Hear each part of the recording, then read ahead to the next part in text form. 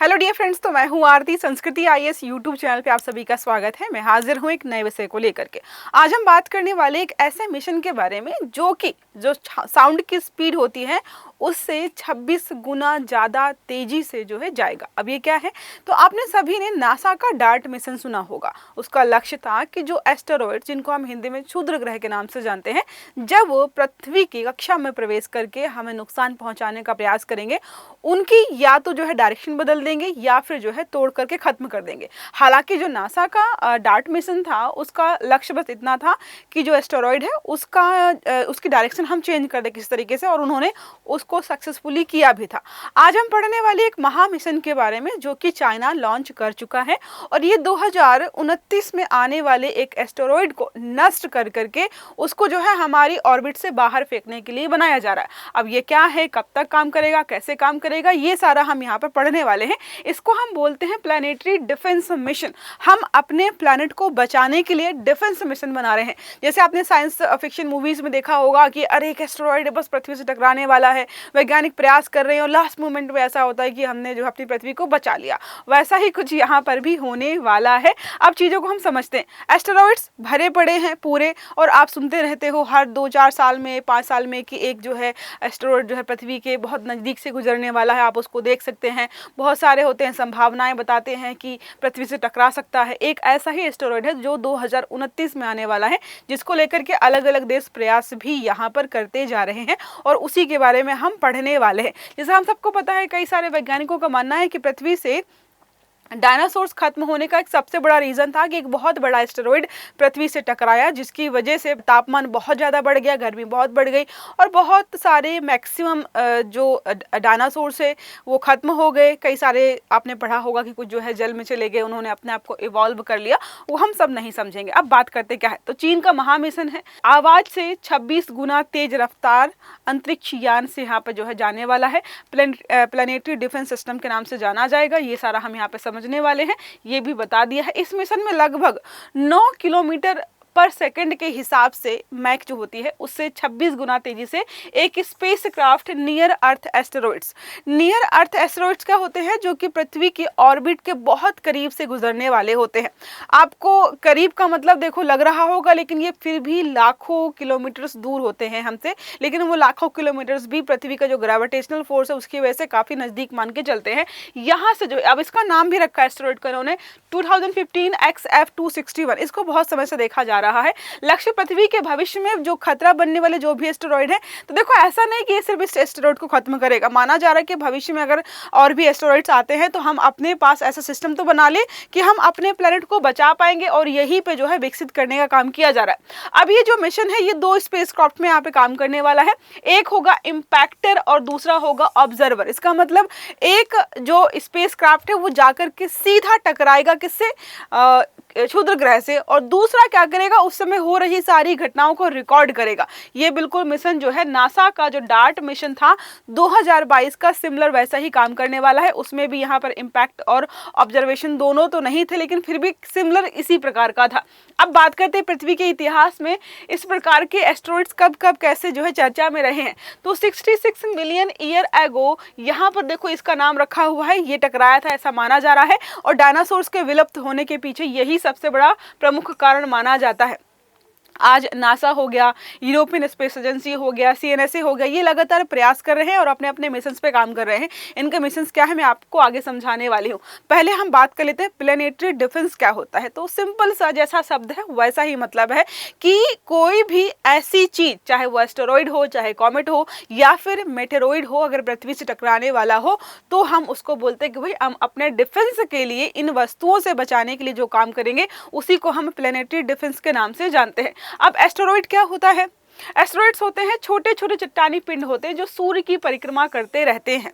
अब देखो जो नासा का डार्ट मिशन था, वो जो एस्टेरॉइड था वो सूर्य की परिक्रमा नहीं कर रहा था, वो चांद के परिक्रमा करते हुए कहीं से आया था। और जो यहाँ पे चाइना काम कर रहा है वो सूर्य की परिक्रमा करने वाले एस्टेरॉइड को नष्ट करने की बात कर रहा है। अब एक प्रश्न मेरा यहाँ पर है कि सबसे ज्यादा एस्टेरॉइड्स जो है कहाँ पर देखने को मिल जाएंगे? देखो लिखा है भी, चलो मैंने ही पूछ लिया। मार्स और जुपिटर की भी सबसे ज्यादा एस्टेरॉइड्स हैं। एस्टेरॉइड्स बेल्ट में यहाँ पर पाए जाते हैं, छोटे से बड़े लेकर के हजारों लाखों करोड़ों की संख्या में आपको यहाँ पर देखने को मिल जाएंगे। कुछ इस प्रकार की चट्टानी संरचनाएं होती हैं। अब नियर अर्थ एस्टेरॉइड्स क्या होते हैं? ऐसे एस्टेरॉइड्स जिनकी कक्षा पृथ्वी की कक्षा के बहुत पास आती है, कभी ट्रैवल करते करते आसपास से जो है गुजरने की संभावनाएं होती हैं, और इन्हीं को हम जो है नियर अर्थ एस्टेरॉइड्स के नाम से जानते हैं। यह जो है खतरनाक नहीं होता है मैक्सिमम टाइम, लेकिन कई बार होता है कि अगर क्रॉस करेगा, बहुत नज़दीक से गुजरेगा तो हमें नुकसान हो सकता है। बात करते हैं यहाँ पर पोटेंशियली हैजार्डस एस्टेरॉइड्स के बारे में। पहला हमने देखा NEA के बारे में, ये ज़्यादा खतरनाक नहीं होते, ना के बराबर खतरा मान के चले। लेकिन दूसरा जो यहाँ पर होता है पोटेंशियली, लिखा हुआ है कि भाई क्षमता रखते हैं हमें नुकसान पहुंचाने के लिए। आकार इनका 140 मीटर या उससे कम होता है, पृथ्वी के काफी निकट से गुजरते हैं, और इसी वजह से इनको थोड़ी बहुत संभावनाओं के साथ हमारे लिए खतरनाक माना जाता है। प्लेनेटरी डिफेंस मैंने समझा दिया है। अब इसके जो है प्रमुख तरीके अलग अलग प्रकार के होते हैं। पहला है काइनेटिक इम्पैक्टर। इसका मतलब है स्पेसक्राफ्ट सीधे जो है क्या है एस्टेरॉइड से टकरा जाएगा। यह तरीका जो है डार्ट ने ऑलरेडी अपनाया था और चीन भी इसी को अपना रहा, दोनों सिमिलर वे पे काम कर रहे हैं। ग्रेविटी ट्रैक्टर होता है कि एक बड़ा अंतरिक्ष यान पास में रह करके अपने गुरुत्वाकर्षण शक्ति से एस्टेरॉइड की दिशा धीरे धीरे बदलता रहता है, इसको हम बोलते हैं ग्रेविटी ट्रैक्टर। समझ में आ गया होगा। दूसरा हो गया हमारा। तीसरा होता है न्यूक्लियर डिफ्लेक्शन। परमाणु विस्फोट द्वारा हम दिशा ही परिवर्तित कर दे। अब उसको जो है खत्म करके ही जो है, लेकिन काफी विवादास्पद माना जाता है, क्योंकि हमें पता है कि भाई अंतरिक्ष में कोई चीज हम इसको नष्ट करेंगे, उसके साइड इफेक्ट्स क्या होंगे, ये जो है काफी संभावनाओं को व्यक्त करता है। लेजर जो है एब्लेशन के बारे में बात करें तो लेजर से सतह गर्म कर गैस निकालना, ये भी तरीका हम अपना सकते हैं। अलग अलग तरीके थे, सारे बता दिए हैं। बात करें यहाँ पर कि चीन का मिशन कैसे काम करने वाला है, तो लॉन्च किया जाएगा। 2 स्पेसक्राफ्ट है, एक का नाम इम्पैक्टर है, दूसरे का नाम ऑब्जर्वर है। यहाँ पर इम्पैक्टर सीधे टकराएगा, दूसरा जो है पूरा डेटा रिकॉर्ड करेगा और ऑर्बिट चेंज का विश्लेषण किया जाएगा। भाई हमने कैसे ऑर्बिट को चेंज कर दिया है, कुछ इस प्रकार से चीजें यहाँ पर रहेंगी। अब बात करते हैं हिस्टोरिकल बैकग्राउंड के बारे में कि आज से पहले कब कब हमने एस्टेरॉइड्स को लेकर के कुछ भी चीजें देखी हैं। तो 1908 में जो है तुंगसुका इवेंट होता है साइबेरिया में। 1998 में जो है नासा शुरू करता है नियर अर्थ ऑब्जेक्ट्स प्रोग्राम। इसके अलावा 2013 में यहाँ पर देखेंगे चेलियानबिंग मीटियोर देखा गया रूस में, 1500 प्लस लोग घायल हुए। हम सब जो है देख रहे हैं जो आज तक गिरे हैं या जिनको जो है गिराने के लिए, गिरने के बाद या गिरने से रोकने के लिए हमने प्रयास किया है। 2022 में नासा डार्ट मिशन चलाया जाता। तो जो भी आज तक हमने इनको लेकर के मिशन किए हैं, जो भी बातें सुन रखी हैं वो सारा बता रही हूँ। 2024 में ESA का हेरा मिशन बहुत चर्चा में रहा था, डार्ट के परिणामों का अध्ययन करने के लिए। क्यों 2022 में डार्ट भेजा गया था, तो उसका परिणाम क्या हुआ, ये 2024 में किसने किया था, ESA के हेरा ने। 2029-30 वाला हम ऑलरेडी अभी पढ़ रहे हैं कि ये लोग टेस्ट वगैरह कर रहे हैं। अगर ये सफल हो जाता तो बहुत बेहतरीन प्रकार की तकनीकी में चाइना एक अच्छा प्रदर्शन कर रहा है। अब आपके मन में आएगा मैम कुछ भारत के बारे में बता दो। देखो बता दूं कि भाई भारत इस प्रकार का कोई काम नाम नहीं कर रहा है अभी। करंटली डेवलपमेंट देखें तो नासा का डार्ट पहले हो चुका, ESA का हेरा चाइना के लिए हो गया, UN और जो है EAWN ये थोड़ा थोड़ा यहाँ पे काम कर रहे हैं।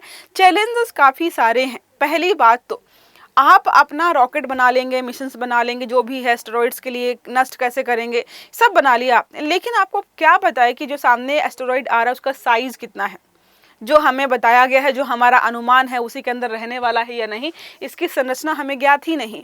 दूसरा है ऑर्बिट प्रेडिक्शन कि सच में क्या इसी ऑर्बिट से होकर गुजरेगा, ये तय नहीं होता है, ये सिर्फ प्रेडिक्शंस होती हैं।